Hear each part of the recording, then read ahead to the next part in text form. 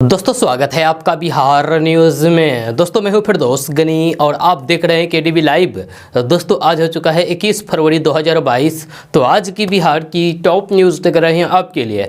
दोस्तों video start करने से पहले आपसे एक रिक्वेस्ट है, अगर आप नए आए हैं इस चैनल पर तो फिर इस चैनल को सब्सक्राइब करके बेल आइकन को भी प्रेस कर दीजिए और साथ में वीडियो को लाइक कर दीजिए, अपने दोस्तों के साथ शेयर भी कीजिए। तो चलिए दोस्तों स्टार्ट करते हैं आज की पूरे बिहार की टॉप न्यूज़। दोस्तों आज बिहार न्यूज़ में सबसे पहले बात किशनगंज से करते हैं।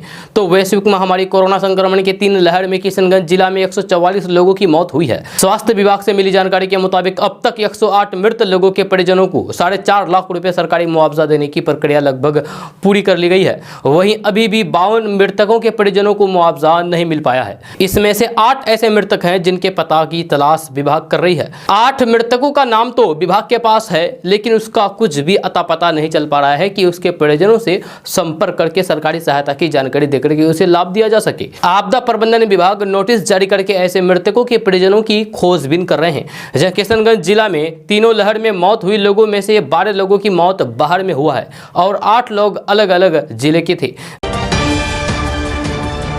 दोस्तों अब बात करते हैं कि पूर्वी चंपारण के लाल युवा क्रिकेटर शकीबुल गनी की डेब्यू मैच में 13 शतक जड़ करके विश्व रिकॉर्ड बनाने वाली बेमिसाल पारी ने बल्लेबाजी के सार्वकालिक दिग्गज सचिन तेंदुलकर को भी उनका मुरीद बना दिया है। सचिन तेंदुलकर ने ट्वीट करके शकीबुल को जोरदार प्रदर्शन के लिए बधाई दी है। जहां उन्होंने अपने ट्वीट में शकीबुल की शानदार पारी की तस्वीर भी शेयर की है, यह तस्वीर भी लगाई है। इधर बिहार के उद्योग मंत्री सैयद शाहनवाज हुसैन और बिहार में विपक्ष के नेता तेजस्वी यादव ने भी शकीबुल गनी को बधाई दी है। सोशल मीडिया पर शकीबुल के लिए बधाई संदेशों की भरमार है। जब मोतिहारी में उनके घर पर बधाई देने वालों का तांता लगा हुआ है। जब मोतिहारी जिले में घर से लेकर के चौक चौराहों और खेल के मैदानों में हर जगह शकीबुल गनी के रिकॉर्ड की चर्चा हो रही है। युवा वर्ग सबसे अधिक रोमांचित है, जब सब उसके बारे में जानने के लिए बेहद उत्सुक दिखे। वही जिला क्रिकेट एसोसिएशन के प्रतिनिधि सुरेंद्र पांडे ने कहा है कि शकीबुल ऐसे ही रिकॉर्ड बनाते रहे, यही शुभकामनाएं हैं। वही फिल्मकार डॉक्टर राजेश आस्थाना ने कहा है कि वे दिन दूर नहीं जब शकीबुल गनी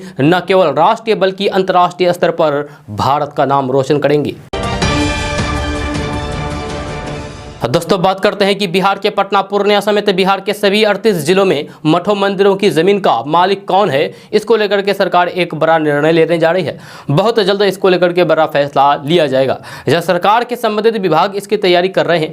खबर के अनुसार सभी 38 जिलों में मठों मंदिरों की जमीन राजस्व विभाग के रिकॉर्ड में महंत और पुजारी के बदले संबंधित इष्ट देव का नाम होगा। यानी कि जिस भी मंदिर में जिस भगवान की मूर्ति स्थापित होगी उसी भगवान के नाम वहां की जमीन लिखा जाएगा। साथ ही साथ इस जमीन की खरीद बिक्री करने वाले लोगों पर भी कानूनी कार्रवाई की जाएगी। आपको बता दूं कि सर्वोच्च न्यायालय ने पिछले साल एक आदेश में कहा था कि कानून के तहत ऐसे कोई भी प्रावधान नहीं है कि राजस्व रिकॉर्ड में मंदिरों की जमीन पुजारी या फिर प्रबंधन के नाम हो। सरकार अब सर्वोच्च न्यायालय के फैसले को राज्य में लागू करने जा रही है। नई व्यवस्था के तहत बिहार के किसी भी जिले में मंदिर मठ की जमीन है तो फिर उस जमीन को मंदिर के विराजमान देवता के नाम किया जाएगा। इसके लिए राजस्व एवं भूमि सुधार विभाग बिहार में मंदिरों मठों की जमीनों को चिन्हित कर रही है। वहीं नई व्यवस्था से मठ मंदिरों की जमीन और दूसरी संपत्तियों की अवैध ढंग से खरीद बिक्री पर भी रोक लगाई जाएगी। दोस्तों बात करते हैं कि बिहार की राजधानी पटना से अच्छी खबर सामने आ रही है। ताज़ा रिपोर्ट्स के मुताबिक बिहार के सभी जिलों में घर मकान बनाने वालों के लिए जरूरी संदेश जारी किया गया है। यह संदेश आम लोगों के लिए बहुत लाभकारी साबित होगा। खबर के अनुसार बिहार के लोग घर बनाने के लिए जब किसी भी कंपनी के सीमेंट की बोरी, छड़ और स्टील की सीट खरीदारी करेंगे तो उस पर लिखा रहेगा कि भूकंप रोधी मकान का निर्माण कैसे करें। इसको लेकर के दिशा निर्देश भी जारी कर दिया गया है। आपको बता दूं कि आपदा प्रबंधन प्राधिकरण ने उद्योग विभाग को कहा है कि सीमेंट की बोरी, छड़ और स्टील सीट आदि पर भूकंप रोधी निर्माण के बारे में जानकारी दी जाए। इससे शहर से लेकर के गांव तक के लोगों को ये जानकारी उपलब्ध होगी कि भूकंप रोधी मकान कैसे बनाया जाता है। मिली जानकारी के अनुसार आपदा प्रबंधन प्राधिकार के निर्देश पर उद्योग विभाग ने सभी जिला उद्योग केंद्र के महाप्रबंधक को इस बारे में पत्र भी लिखा है। बहुत जल्द बिहार में जो सीमेंट की बोरी आएगी उस पर भूकंप रोधी मकान निर्माण को लेकर के जरूरी संदेश लिखा होगा। दोस्तों अब बात करते हैं कि चुनावी रणनीतिकार प्रशांत किशोर से मुलाकात के सवाल पर बिहार के मुख्यमंत्री नीतीश कुमार ने मीडिया के सवालों का स्पष्ट जवाब नहीं दिया है। जब उसने प्रशांत किशोर से मुलाकात और जेडीयू में उनकी वापसी से के सवाल पर नीतीश कुमार ने कहा है कि प्रशांत किशोर से उनका रिश्ता पुराना रहा है। उन्होंने कहा है कि प्रशांत किशोर से हुई उनकी मुलाकात का कोई भी खास मतलब नहीं है। नीतीश कुमार ने झारखंड में भोजपुरी और मगही भाषा पर उपजे विवाद को लेकर के भी सवालों का जवाब दिया है और कहा है कि बिहार और झारखंड एक ही रहा है, दोनों राज्यों का रिश्ता अलग नहीं है, दोनों राज्यों के लोगों का रिश्ता आज भी एक ही है।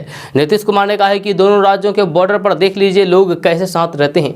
भोजपुरी और मगही को लेकर के नीतीश कुमार ने कहा है कि पता नहीं झारखंड सरकार ऐसा क्यों कर रही है, ये झारखंड सरकार के लिए ही नुकसानदायक है। झारखंड में भोजपुरी और मगही तो बोली ही जाती रही है। दोस्तों अब बात करते हैं कि बिहार के गया जिले में बीते दिनों ग्रामीण महिलाओं के संग जिस तरीके से पुलिस का व्यवहार किया गया है उस पर हो रही राजनीति अब थमती हुई नजर नहीं आ रही है। मामले को लेकर पप्पू यादव अब दोषी पुलिसकर्मियों के विरोध में उतर आए हैं। जहां उन्होंने साफ कर दिया है कि अगर दोषियों पर कार्रवाई नहीं होगी तो इस मामले को लेकर के हाईकोर्ट जाएंगे, जरूरत पड़ी तो नदी में टेंट लगा करके धरना देंगे। ये बातें पप्पू यादव ने सुपौल जिले की कोरियापट्टी पंचायत में वर्तमान मुखिया रामानंद यादव के आवास पर एक कार्यक्रम को संबोधित करते हुए कही है। जब पप्पू यादव ने बिहार में लगातार हो रहे अपराध पर विपक्ष की चुप्पी पर भी हैरानी जताई है। इस दौरान पप्पू यादव ने बिहार के विपक्ष को भी नकार दिया है। जब राइफल और बंदूक के नोक पर बालू ढोने और आतंक फैलाने की तैयारी हो रही है। पप्पू यादव ने सरकार को चुनौती देते हुए कहा है कि अगर 24 घंटे के अंदर निपुण शर्मा और कौशल एवं नवीन शर्मा सहित सिंडिकेट के मेंबर और माफिया और थाना प्रभारी पर कार्रवाई नहीं हुई तो फिर उसी नदी में हम टेंट लगा करके धरना पर बैठ जाएंगे, जितनी गोली मारना है मार लेना। साथ ही पप्पू यादव ने कहा है कि आखिर अपराधी माफिया और नेता को यह हिम्मत कहां से आ जाता है। कोई ऐसा शहर नहीं है जहां के एसपी और एमएलए और मिनिस्टर जमीन और शराब के धंधे में संलिप्त ना हो। शराब और जमीन में पूरा का पूरा एमएलए और एसपी और मिनिस्टर की 95% संलिप्त रहते हैं। उन्होंने कहा है कि गया और दरभंगा की घटना को लेकर के मैं पटना हाईकोर्ट जाऊंगा। दरभंगा में एक ही परिवार के लोगों को जिंदा जलाने की घटना को लेकर की सीबीआई जांच कराने की मांग की है। दोस्तों बात करते हैं कि केंद्र सरकार जल्द ही पीएम किसान सम्मान निधि योजना से जुड़े लोगों के खाते में 11वीं किस्त भेजने पर विचार कर रही है। कुछ मीडिया रिपोर्ट्स के अनुसार 2000 रुपये की अगली किस्त अप्रैल के पहले सप्ताह में खाते में भेजी जाएगी। वैसे सरकार की ओर से अभी ऐसी कोई भी घोषणा नहीं की गई है। सरकार हर साल पीएम किसान सम्मान निधि योजना से जुड़े लोगों के खाते में 2000 रुपये की किस्त डालती है। 2000 रुपये की 3 किस्तों में 6000 रुपये भेजती है। सरकार का मकसद इस योजना से जुड़े किसानों को खाद बीज खरीदने में मदद करना है, जिससे फसलों को लागत ठीक से दे सके। इस योजना से करीब 12 करोड़ लोगों को लाभ मिल रहा है। यह क्यास लगाए जा रहे हैं कि मोदी सरकार अप्रैल के प्रथम सप्ताह किसानों के खाते में 2000 रुपये 11वीं किस्त जारी करने जा रही है। आपको बता दूं कि केंद्र सरकार यानी कि मोदी सरकार ने पीएम किसान सम्मान निधि योजना की 10वीं किस्त 1 जनवरी को ही जारी की थी। किसान संगठनों ने इस योजना की किस्त की राशि बढ़ाने की मांग भी की थी, लेकिन आम बजट में वित्त मंत्री निर्मला सीतारमण ने कोई भी ऐलान नहीं किया है। दोस्तों बात करते हैं कि बिहार में मेट्रो के काम में बड़ी अड़चन आ गई है। जमीन के सर्वे में गड़बड़ी सामने आने से प्रोजेक्ट में बड़ा पेंच फंस गया है। पटना गया रोड में आईएसबीटी के सामने पटना मेट्रो डिपो के निर्माण में पेंच फंस गया है। इस हिस्से के पहाड़ी इलाके में डिपो बनाने और फिर इसके लिए 11 हेक्टेयर जमीन की मांग को लेकर के सवाल खड़े हो गए हैं। कहा जा रहा है कि डिपो के साथ ही प्रॉपर्टी डेवलपमेंट के नाम से मेट्रो कॉरपोरेशन द्वारा आवश्यकता से अधिक जमीन मांगी गई है। यह आशंका जताई गई है कि डिपो के नाम पर जमीन लेकर के पास शॉपिंग मॉल बनाए जाएंगे। आपको बता दूं कि इतनी जमीन के अधिग्रहण से बड़ी संख्या में लोगों का विस्थापन होना है। जबकि सामाजिक मूल्यांकन सर्वे में दर्जनों भर मकान टूटने की बात कही गई है।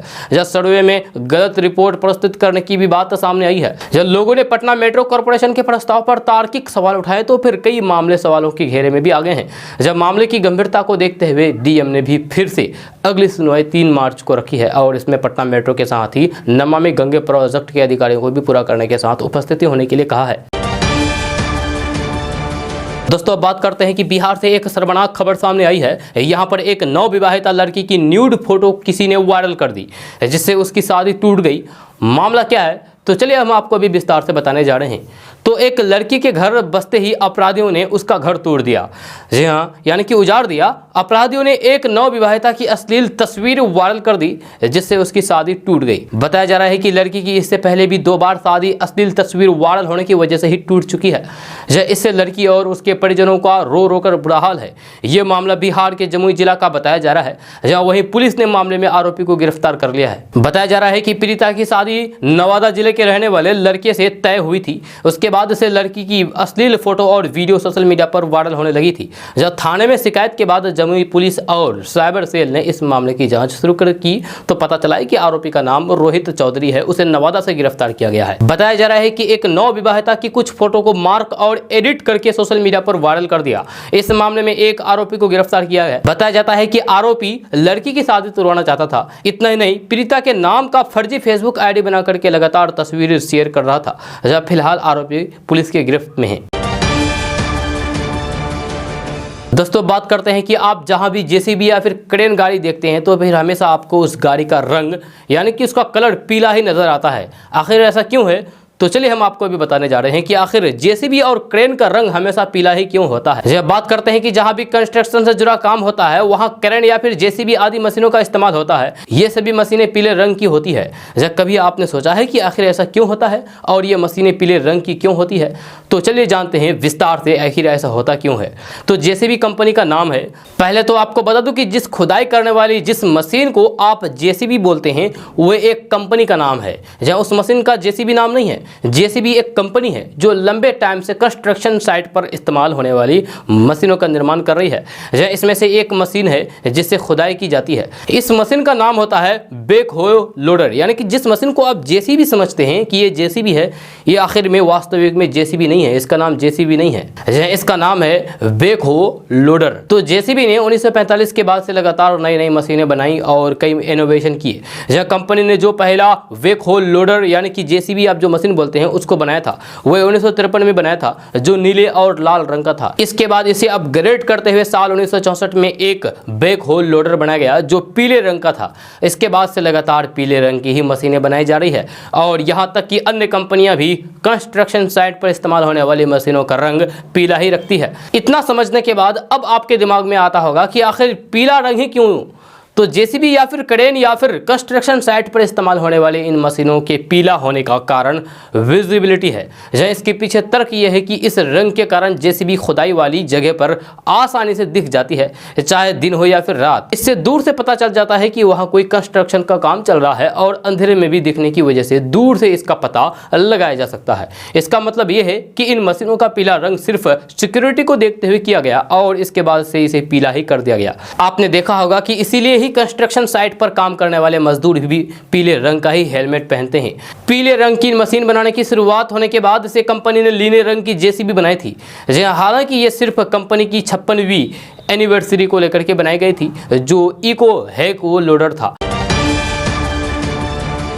दोस्तों, बात करते हैं कि भोजपुरी और मगही भाषा को लेकर के बिहार और झारखंड के बीच अभी विवाद खत्म नहीं हुआ है। इस बीच एक बार फिर से झारखंड सरकार की तरफ से ऐसी बात कह दी गई है जो बिहार के लोगों को चुभने वाला है। कभी अपनी पढ़ाई फिर से शुरू करने की चाहत रखने वाले झारखंड के शिक्षा मंत्री जगन्नाथ महतो का बिहार के लोगों को लेकर के बड़ी बात कह दी है। जब भोजपुरी और मगही विवाद पर बोलते हुए जगन्नाथ महतो ने 2 टूक कह दिया है कि वे बिहारियों का विरोध नहीं करते हैं।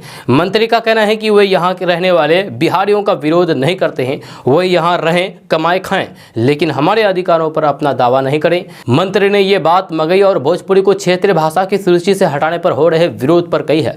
जब शिक्षा मंत्री ने बोकारो और धनबाद की क्षेत्रीय भाषा से भोजपुरी और मगही को हटाए जाने के फैसले को सही करार देते हुए कहा है कि इन दोनों जिलों के किसी भी गाँव में भोजपुरी और मगही भाषाएं नहीं बोली जाती है। जांच के बाद इस बात का खुलासा हुआ है, इसलिए इन भाषाओं को सूची से हटा दिया गया है। इससे पहले बिहार के मुख्यमंत्री नीतीश कुमार ने झारखंड सरकार के फैसले पर हैरानी जताते हुए कहा था कि उन्हें इस फैसले का नुकसान उठाना पड़ेगा।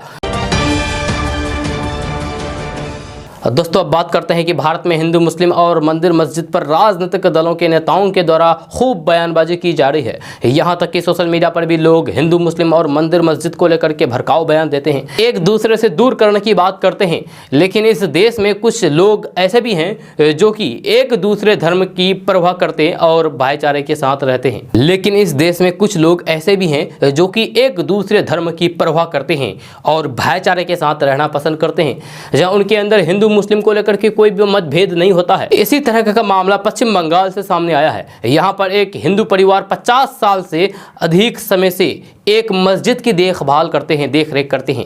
जब समाचार एजेंसी ANI के मुताबिक पश्चिम बंगाल के उत्तर 24 परगना में एक हिंदू परिवार 50 साल से अधिक समय से एक मस्जिद की देखभाल करते रहे हैं। मस्जिद के कार्यवाहक पार्थ सारथी बोस का कहना है कि 1964 में हम बांग्लादेश से यहाँ आए थे। हमें बांग्लादेश में अपनी जमीन के बदले ये संपत्ति मिली थी जहाँ पर मस्जिद थी। हमारे परिवार ने मस्जिदों को नहीं हटाने का फैसला किया, तो उस समय से ही हम इसका ख्याल रख रहे हैं और भविष्य में भी ध्यान रखेंगे। हिंदू मुसलमानों के बीच कोई भी दरार नहीं है। ये कुछ राजनेता है जो दरार बनाना चाहते हैं, लेकिन वे सफल नहीं होंगे किसी कीमत पर। दोस्तों बात करते हैं कि आमिर खान की सुपरहिट फिल्म दंगल फेम जायरा वसीम 3 साल पहले फिल्म इंडस्ट्री को अलविदा कह दिया था। जायरा वसीम ने इंडस्ट्री को छोड़ने की वजह उनका मजहब बताया था। अब हिजाब विवाद तेज होने के बाद जायरा वसीम ने भी इस विवाद पर अपनी राय रखी है। उन्होंने मुस्लिम महिलाओं का सपोर्ट करते हिजाब को लेकर के बड़ी बात कह दी है। जायरा वसीम ने कर्नाटक से शुरू हुए हिजाब विवाद को लेकर के एक पोस्ट शेयर की है। उन्होंने इंस्टाग्राम पर फेसबुक पोस्ट का स्क्रीनशॉट शेयर किया है। उन्होंने लिखा है कि यह धारणा चली आ रही है कि हिजाब एक पसंद है, गलत जानकारी है, सुविधा या फिर अज्ञानता की वजह से ऐसी धारणा बनी हुई है। इस्लाम में हिजाब पसंद नहीं बल्कि फर्ज है। जहाँ इस तरह जब एक महिला हिजाब पहनती है तो फिर उस पर ईश्वर द्वारा किए गए फर्ज को पूरा कर रही है, जिसे वे प्यार करती है और खुद को उसे समर्पित कर दिया है। इसके आगे भी जायरा वसीम की पोस्ट में काफ़ी कुछ है। जब वे आगे लिखते हैं कि एक महिला के रूप में कृतज्ञता और विनम्रता के साथ हिजाब पहनती हूँ। मैं इस पूरी व्यवस्था के प्रति नाराजगी और फिर विरोध प्रकट करती हूँ कि जहाँ मुसलमानों को धार्मिक प्रतिबद्धता के लिए रोका जा रहा है और उत्पीड़न हो रहा है। मुस्लिम महिलाओं के खिलाफ पक्षपात को अपने मुताबिक बना लेना और एक ऐसी व्यवस्था स्थापित करना जहां उन्हें शिक्षा और हिजाब के बीच किसी एक को चुनना है या फिर उसे छोड़ना है, वह अन्याय से भरा है। दोस्तों बात करते हैं कि बिहार में ठंड का असर धीरे धीरे खत्म हो रहा है। यह रात को ठंड का एहसास बना हुआ है, लेकिन दिन में अच्छी धूप होने से अधिकतम तापमान में इजाफा होने लगा है। जब बिहार के वातावरण में पछुआ का प्रभाव जारी है, इसे अगले 3 दिनों तक जारी रहने की उम्मीद है। जहाँ वही बिहार का मौसम अगले 5 दिनों तक शुष्क बना रहेगा। वर्तमान में बिहार का आकाश पूरी तरीके से साफ है और दिन में अच्छी खासी धूप निकल रही है। जब सुबह शाम थोड़ी ठंड पड़ रही है। यह स्थिति अगले कुछ दिनों तक बनी रह सकती है। जब मौसम वैज्ञानिकों का कहना है कि रात में लोगों को सावधान रहने की जरूरत है। अधिक देर तक खुले में रहना ठीक नहीं है। पटना मौसम विज्ञान केंद्र के वैज्ञानिक संजय कुमार का कहना है कि बिहार के वातावरण में पछुआ का प्रभाव होने के कारण वातावरण शुष्क बना हुआ है। जहां इस तरह की स्थिति आगे भी जारी रहने की उम्मीद है। लाभकारी रबी फसलों के लिए वर्तमान मौसम काफी अच्छा माना जा रहा है। वातावरण में नमी बनी हुई है और अच्छी धूप निकल रही है। वर्तमान में अच्छी धूप निकलने से गेहूं, चना, मसूर, सरसों एवं सब्जी की फसलों को काफी लाभ होगा। जब फफूंद जनित बीमारियों पर लगाम लगेगी, वातावरण में गर्मी बढ़ने से आम और लीची के पौधे में अच्छे खासे मंजर आएंगे। दोस्तों बात करते हैं कि बिहार में रहने वाले लोगों के लिए अच्छी खबर सामने आ रही है। ताजा रिपोर्ट्स के मुताबिक बिहार में कोरोना का संक्रमण धीरे धीरे समाप्त होता जा रहा है, जिससे लोगों को काफी राहत महसूस हो रही है तथा जनजीवन भी सामान्य होता जा रहा है। खबर के अनुसार बिहार के मुजफ्फरपुर, नालंदा, मुंगेर, बक्सर सहित 18 जिले कोरोना मुक्त हो गए हैं। इन जिलों में रहने वाले लोगों के लिए एक अच्छा संकेत है। आपको बता दूं कि बिहार के मुजफ्फरपुर, नालंदा, मुंगेर, बक्सर, अररिया, अरवल, औरंगाबाद, बेगूसराय, भोजपुर, गोपालगंज, जहानाबाद, कैमूर, बक्सर, किशनगंज, मधेपुरा, शेखपुरा, सीतामढ़ी जिले में कोरोना के एक भी नए मरीज नहीं मिले हैं। वहीं बिहार के अन्य जिलों में कोरोना के 74 नए संक्रमित मरीज मिले हैं। इसमें पटना और सहरसा में 14 नए मरीज मिले हैं। अगर बात बिहार में एक्टिव मरीजों की करें तो फिर फिलहाल यहाँ 151 सक्रिय एक्टिव मरीज हैं जिसका इलाज किया जा रहा है। दोस्तों बात करते हैं कि डाकघर अब ग्राहकों के काफी नजदीक पहुंचने की तैयारी में जुट गया है। जहां 3 किलोमीटर तक डाकघर नहीं है, वहां अब फ्रेंचाइजी सेंटर खुलेगा, जहां कोई भी व्यक्ति फ्रेंचाइजी सेंटर ले सकता है। इसको लेकर के डाक अधीक्षक कार्यालय में आवेदन जमा करना होगा। इसके बाद इंस्पेक्टर से मापदंडों की जांच कराने के बाद ही उसे फ्रेंचाइजी चलाने के लिए अधिकार डाक विभाग देगा। इस माह में डाक विभाग को 5 जगहों पर फ्रेंचाइजी खोला जाएगा। इसके लिए लोगों के द्वारा आवेदन शुरू किया गया है। डाक अधीक्षक आरपी प्रसाद ने बताया है कि वैसे जगहों पर यह सेंटर खुलेगा जिसके आसपास डाकघर नहीं है। ग्राहकों को डाक सुविधा देने की उद्देश्य से ये योजना लाई गई है। जब फ्रेंचाइजी लेने वाले को 5,000 रुपए डाक विभाग में सिक्योरिटी के तौर पर जमा करना होगा। इसके बाद उसे stamp, speed post, money order, insurance आदि बेचने का अधिकार मिल जाएगा। जब विभाग इसको लेकर के उन्हें कमीशन देगा। अधीक्षक ने कहा है कि प्रत्येक दिन जो बिजनेस होगा वह नजदीकी डाकघर में जमा करना होगा। उसके बाद उसका डाक विभिन्न जगहों पर जाएगा। अधीक्षक ने बताया है कि फ्रेंचाइजी सेंटर को खुद कंप्यूटर खरीदना होगा। इसमें विभाग का सॉफ्टवेयर को डाउनलोड कर दिया जाएगा। जब विभाग के द्वारा फ्रेंचाइजी सेंटरों को बोर्ड, मोहर, कागजात आदि उपलब्ध कराए जाएंगे। उन्होंने बताया है कि यहां योजना अभी लगातार जारी है। दोस्तों बात करते हैं कि चारा घोटाले में सजा याफ्ता लालू प्रसाद यादव सीबीआई के बाद अब ईडी के रडार पर आ गए हैं। जहां चारा घोटाले के 2 मामलों को टेक ओवर करते हुए ईडी ने मनी लॉन्ड्रिंग का केस दर्ज कर लिया है। ये 2 मामला झारखंड के देवघर कोषागार से 3 करोड़ 76 लाख रुपए और दुमका कोषागार से 74 करोड़ 91 लाख रुपए की अवैध निकासी की है। जहां इन दोनों मामलों में लालू प्रसाद सहित कई अन्य आरोपियों को सीबीआई की स्पेशल कोर्ट सजा सुना चुकी है। आरजेडी सुप्रीमो लालू प्रसाद यादव को चारा घोटाले की 4 मामलों में सजा सुनाई जा चुकी है, जबकि 5वें मामले में उन्हें अदालत ने दोषी करार कर दिया है और आगामी 21 फरवरी को सजा सुनाई जानी है। इन सभी मामलों में सबसे प्रमुख आरोपी कोषागार से करोड़ों की फर्जी निकासी का है। यह तय माना जा रहा है कि बाकी 3 मामलों में भी ईडी आगे मनी लॉन्ड्रिंग के केस दर्ज करेगा। यानी कि सीबीआई के बाद लालू प्रसाद यादव के लिए सिलसिलेवार ईडी के मुकदमों का भी सामना करना पड़ेगा।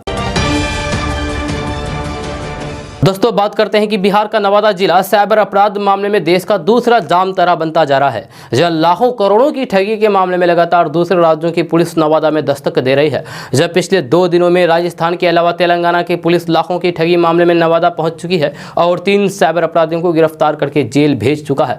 जहाँ इससे पहले भी कई राज्यों की पुलिस का नवादा आना जाना लगा रहता है। जब पिछले 2 वर्षों में तकरीबन 30 बार दूसरे राज्यों की पुलिस नवादा आ चुकी है और 100 के करीब साइबर अपराधियों को गिरफ्तार करके ट्रांजिट रिमांड पर ले जा चुकी है। इनमें महाराष्ट्र, दिल्ली, उत्तराखंड, झारखंड, छत्तीसगढ़, हिमाचल प्रदेश, यूपी, केरल, पंजाब और हरियाणा समेत अन्य राज्यों की पुलिस शामिल है। आपको बता दूं कि नवादा में साइबर अपराधी लोगों को झूठा प्रलोभन देकर के अलग अलग बैंक अकाउंट में रुपए ट्रांसफर करके ठगी करने से जुड़े थे। पिछले 2 सालों में साइबर अपराध से जुड़े नवादा जिले में करीब 40 बड़ी घटनाएं सुर्खियों में रही है। यूं तो नवादा जिले में साइबर अपराध का सिलसिला पिछले कई सालों से चलता आ रहा है, परंतु पिछले 3-4 सालों में इसने संगठित अपराध का रूप ले लिया है। नवादा में बढ़ते साइबर अपराध और दूसरे राज्यों की पुलिस की बढ़ती दबिश को लेकर के सरकार के अलावा हाईकोर्ट द्वारा भी पिछले कुछ महीनों में लगातार नवादा पुलिस को हिदायत दी गई है। इसे लेकर के नवादा जिले में चलाए जा रहे साइबर अपराध के विरुद्ध अभियान में 2 बड़ी स्ट्राइक पिछले 2 माह में की गई है, जिसमें 50 अपराधियों को रंगे हाथ गिरफ्तार किया जा चुका है।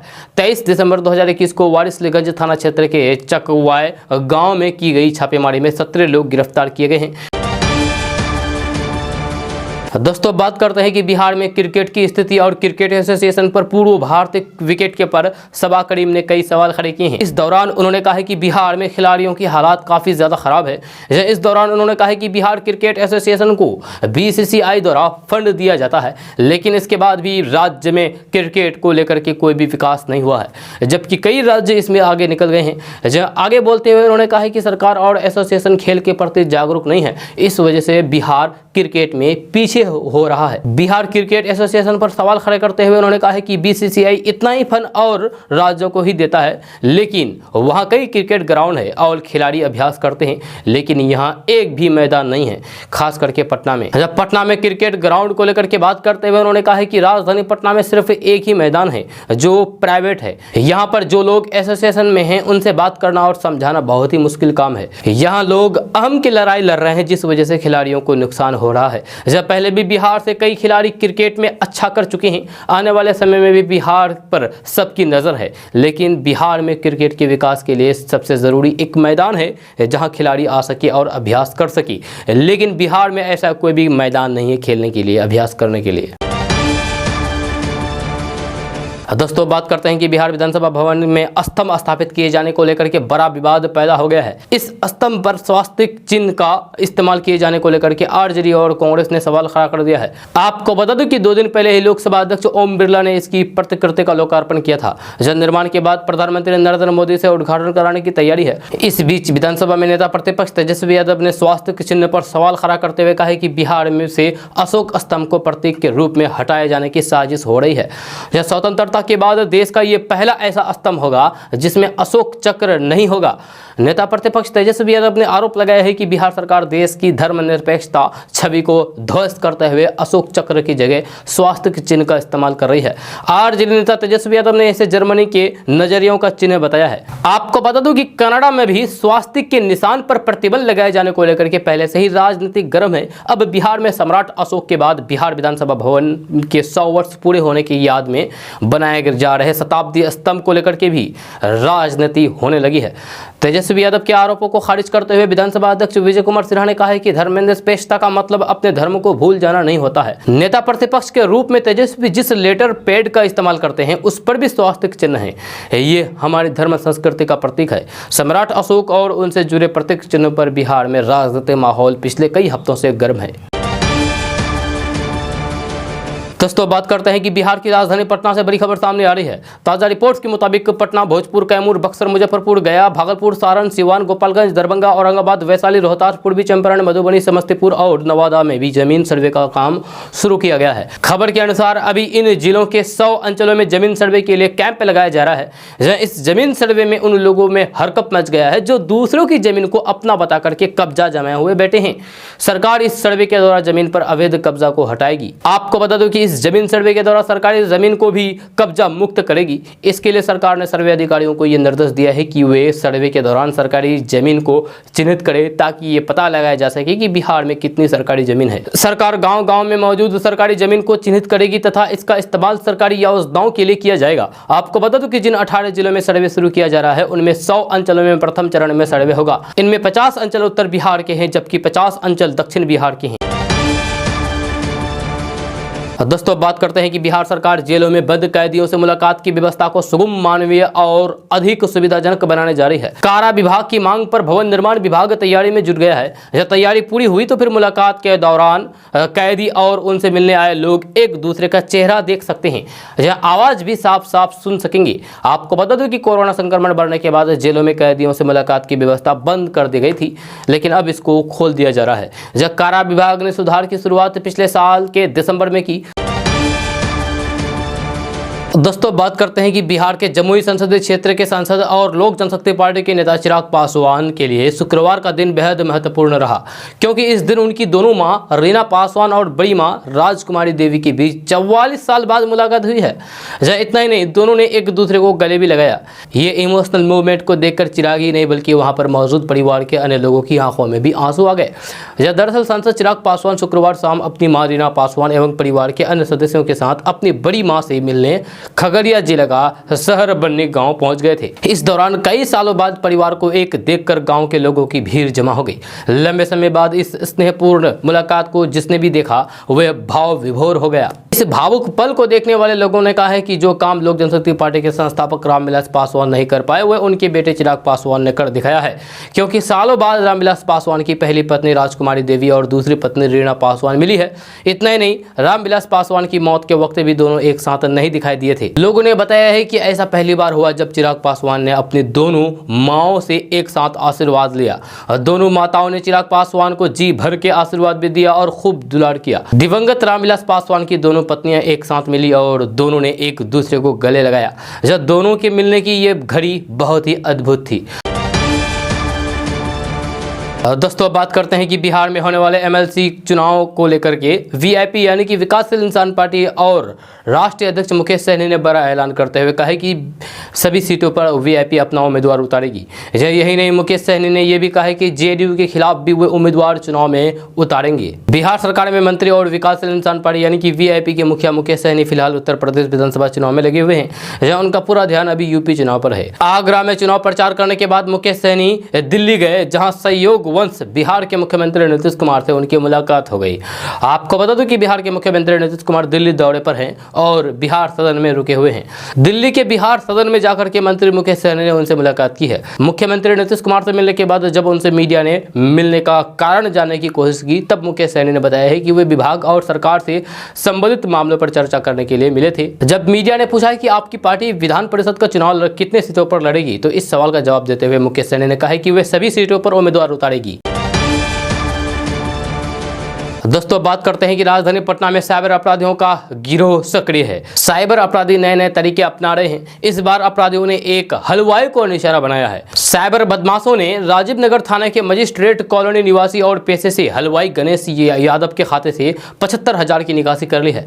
यह गणेश यादव का खाता राजीव नगर में ही SBI में है। जानकारी के अनुसार साइबर बदमाशों ने गणेश यादव को फोन लगा करके बताया है कि उन लोगों को 2500 प्लेट खाना चाहिए और अपना नाम अंकित बताया। इसके साथ ही ये भी जानकारी दी कि उन्हें खाना दानापुर कैंटीन में बनाना होगा और उसने इसके लिए 1 लाख रुपए एडवांस के रूप में गूगल पे करने की बात बताई। इस पर हलवाई गणेशी ने अपना गूगल पे नंबर दे दिया। इस बीच साइबर बदमाशों ने उनके मोबाइल फोन पर एक OTP भेजा और उसे बताने को कहा। हलवाई ने OTP की जानकारी दे दी और फिर बड़ा खेल हो गया, जहां अपराधियों ने उनके खाते से 3 बार में 75,000 की निकासी कर ली। रुपए निकासी के बाद गणेश यादव ने उसे कई बार फोन करने का भी प्रयास किया गया, लेकिन उसका नंबर नहीं लगा। इसके बाद गणेश यादव ने राजीव नगर थाने में शिकायत दर्ज करने पहुंचा। दोस्तों बात करते हैं कि पूर्णिया में एक इंजीनियर ने इंजीनियरिंग की नौकरी छोड़ करके घर आ गए और घर में खेतीबाड़ी करने लगे। जी हाँ, इंजीनियरिंग की नौकरी रास नहीं आई तो फिर गांव पहुंचकर खेतों की तासीर पड़ने लगे, जहां अब पूरे इलाके के लिए मिसाल बन गए हैं। वैज्ञानिक तरीके से खेती करके इंजीनियरिंग से भी ज्यादा आमदनी भी हो रही है। जी हाँ, पूर्णिया के धमदाहा प्रखंड के विष्णुपुर दियारा गाँव निवासी अंशु सिंह की कहानी आज युवाओं के लिए प्रेरणा स्रोत बन गया है। अंशु सिंह BTech की पढ़ाई पूरी करने के बाद करीब 1 साल तक प्राइवेट कंपनी में कार्य किया। जब कम सैलरी और शहर का शोर उन्हें रास नहीं आया। नौकरी छोड़कर वे सन 2019 में अपने गांव लौट आए। साथ ही गांव में ही खेती करने की ठानी। इस पर गांव वालों ने मजाक भी बनाया, लेकिन घर के लोग साथ रहे। जब उन्होंने अपने अभियान जैविक खेती को प्राथमिकता दी। यद्यपि 2 बार में वे इसमें सफल नहीं हुए, लेकिन उन्होंने हार नहीं मानी। उन्होंने अलग अलग विधि से लाल पीली उजली गोभी के साथ 20 बकास, शिमला मिर्च, ब्रोकली, सहजन, टमाटर और मटर की खेती शुरू की। यह प्रयोग उनका पूरी तरीके से सफल रहा और इससे अपेक्षित आमदनी भी आने लगी। आज स्थिति यह है कि व्यापारी खुद उनके खेत पर पहुंचते हैं और डिमांड के अनुसार वे उत्पाद नहीं दे पाते हैं। CCTV कैमरे से फसलों की निगरानी भी करते हैं। अंशु के खेत में हर व्यवस्था हाईटेक है। फसल की सिंचाई से लेकर के बुआई तक वे आधुनिक तकनीक से करते हैं। रात के लिए उसने खेत में रोशनी की व्यवस्था भी की है। साथ ही CCTV कैमरे से फसल की निगरानी रखते हैं, जब फसल की रखवाली करते हैं। खुद वे अपना अधिकांश समय भी खेती में बिताते हैं और विभिन्न माध्यमों से वे तकनीक का सहारा लेकर के नित्य नया प्रयोग करते हैं। दोस्तों बात करते हैं कि भारत बाजरा का वैश्विक बाजार बनने की दिशा में अग्रसर है। ये भारत का 5वां सबसे बड़ा बाजार का निर्यातक देश बन गया है। जहां वही भारत सरकार ने शनिवार को कहा है कि भारत का दुनिया का बाजार केंद्र बनाने में किसान उत्पादक संगठन यानी कि EPO महत्वपूर्ण भूमिका निभाएंगे। जहां इस मुद्दे पर दुबई एक्सपो में खाद्य, कृषि और आजीविका पर विस्तार से चर्चा की गई है। जहां सत्र के दौरान वरिष्ठ सरकारी अधिकारियों और क्षेत्र के विशेषज्ञों ने भारतीय उद्योग के बड़े प्लेयर्स के लिए देश के निर्यात क्षमता को बढ़ाने के अवसरों पर विचार विमर्श किया है।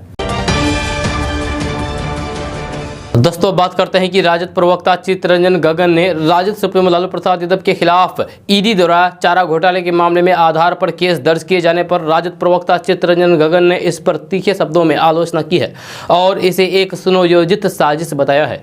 साथ ही उन्होंने विरोधियों पर भी जमकर हमला बोला है। जहां आरजेडी प्रवक्ता ने इसे राजनीतिक विधिवेश से लिया गया निर्णय लेते हुए कहा कि जिन आरोपों के आधार पर लालू प्रसाद यादव को पशुपालन घोटाले मामले में दोषी करार दिया गया है उसमें किसी भी केस में मनी लॉन्ड्रिंग का आरोप नहीं है। इसके पहले भी उनके खिलाफ आय से अधिक संपत्ति का मामला दर्ज हो चुका है जिसमें सर्वोच्च न्यायालय उन्हें आरोप मुक्त कर चुका है। झूठे आरोपों और साजिश के आधार पर लगातार प्रताड़ना झेलने के बावजूद भी विभाजनकारी और सामाजिक न्याय विरोधी शक्तियां जब लालू प्रसाद यादव को नहीं झुका सकी तो फिर से पुराने मामले के आधार पर नए हथकंडे का इस्तेमाल कर रही है। राजद प्रवक्ता ने कहा है कि विरोधी आवाज को दबाने के लिए आज जिस प्रकार ईडी, आईटी और सीबीआई जैसी संस्थानों का इस्तेमाल किया जा रहा है उससे भारतीय संविधान और लोकतंत्र का अस्तित्व ही खतरे में पड़ गया है। दोस्तों अब बात करते हैं कि बिहार में रहने वाले लोगों के लिए एक अच्छी खबर सामने आ रही है।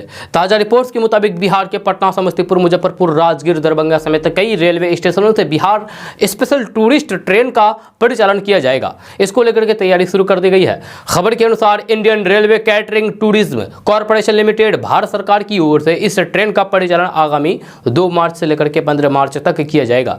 ये पूरी यात्रा 13 रात और 14 दिन की रहेगी जिसमें से 13,230 प्रति व्यक्ति यात्रा शुल्क रखा गया है। इस शुल्क में यात्रा के दौरान रेलवे खाने पीने, रुकने, ठहरने, घूमने तक की पूरी कराएगी। यात्रीगण इसके बारे में पूरी जानकारी तथा टिकटों की बुकिंग IRCTC की वेबसाइट पर www.irctctourism.com पर जाकर के कर सकते हैं। अब आपको उन स्टेशनों के बारे में बताने जा रहे हैं जिन स्टेशनों से ये ट्रेन चलेगी। तो इनमें है जयनगर, मधुबनी, दरभंगा, समस्तीपुर, मुजफ्फरपुर, हाजीपुर, पटना, बख्तियारपुर, बिहार शरीफ, राजगीर, गया।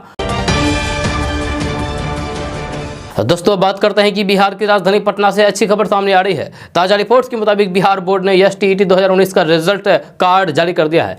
इस एग्जाम में शामिल होने वाले उम्मीदवार अपना रिजल्ट कार्ड प्राप्त कर सकते हैं। खबर के अनुसार बिहार बोर्ड ने माध्यमिक शिक्षक पात्रता परीक्षा यानी कि STET 2019 में शामिल 1,54,951 अभ्यर्थियों का रिजल्ट कार्ड जारी कर दिया है। आपको बता दें कि बोर्ड ने सभी अभ्यर्थियों का रिजल्ट कार्ड संबंधित जिला शिक्षा कार्यालय में भेज दिया है। आपको बता दें कि STET 2019 का ऑनलाइन एग्जाम 21 सितंबर 2020 को हुआ था। इसका रिजल्ट 12 मार्च 2021 को जारी किया गया था। अब अभ्यर्थी अपने जिला शिक्षा कार्यालय से अपना रिजल्ट कार्ड ले सकते हैं। इसके लिए निर्देश दिए गए हैं। दोस्तों आज का न्यूज़ बस यहाँ तक। कैसा लगा जरूर अपना सुझाव दीजिएगा नीचे कमेंट बॉक्स में कमेंट करके। अगर आप नए आए हैं इस चैनल पर तो फिर चैनल को सब्सक्राइब करके बेल आइकन भी प्रेस कर दीजिए और साथ में वीडियो को लाइक कर दीजिए, अपने दोस्तों के साथ शेयर भी कीजिए। तो चलो दोस्तों फिर मिलते हैं कल की वीडियो में, तब तक के लिए जय हिंद, जय बिहार।